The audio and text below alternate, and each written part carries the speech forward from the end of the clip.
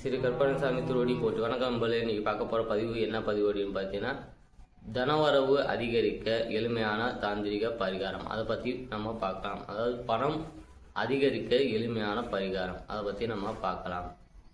First குரு அப்படின்னாலே பெரும் பணம், அதாவது பெருக்கக்கூடியது. அதாவது ஜாதகத்தில் பார்த்தீங்கன்னா 2ஆம் அதிபதியை குரு பார்க்கும்போது அவங்களுக்கு பார்த்தீங்கன்னா பணம் வந்துக்கிட்டே தான் இருக்கும். பணம் உங்களுக்கு பெருக்கணும் அப்படின்னா உங்களுக்கு பார்த்தீங்கன்னா குருவோட காரகத்துவத்தோட உணவுகளை நம்ம எடுத்துக்கும் போது நமக்கு பார்த்தீங்கன்னா பண வரவு அதிகரிக்கும். அதே மாதிரி பார்த்தீங்கன்னா சுக்கிரன் பார்த்தீங்கன்னா தினசரி வருமானம், மாத வருமானம்.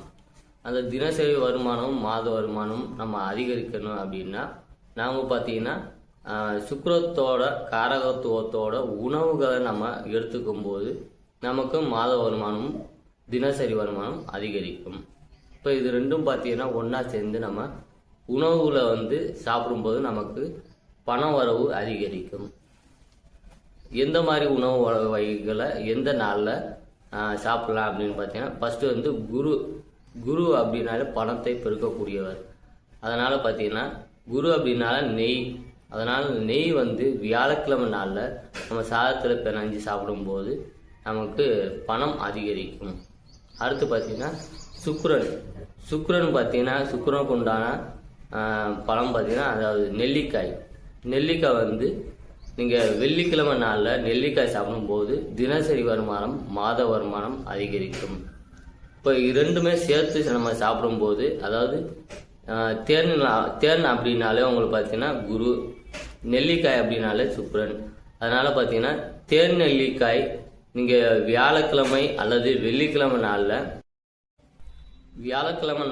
தேன் நெல்லிக்காய் சாப்பிட்டு வரும்போது உங்களுக்கு பார்த்தீங்கன்னா பணம் அதிகரிக்கும், பண வரவு அதிகரிச்சுக்கிட்டே இருக்கும். அதனால் நீங்கள் பார்த்தீங்கன்னா ரொம்ப செலவுலாம் ரொம்ப இல்லை, இது ரொம்ப கம்மியான செலவில் நீங்கள் ஒரு ஜாதகம் பார்க்கணுன்னு அவசியம் இல்லை. பணம் தட்டுப்பாடு வருது, ஒரு ஜோசியரை பார்த்து நான் அதுக்கு பரிகாரம் சொல்லணும், செய்யணும், ஒரு கோயிலுக்கு போகணும், நேரத்தை செலவழிக்கணும் அப்படிங்கிறத இல்லை.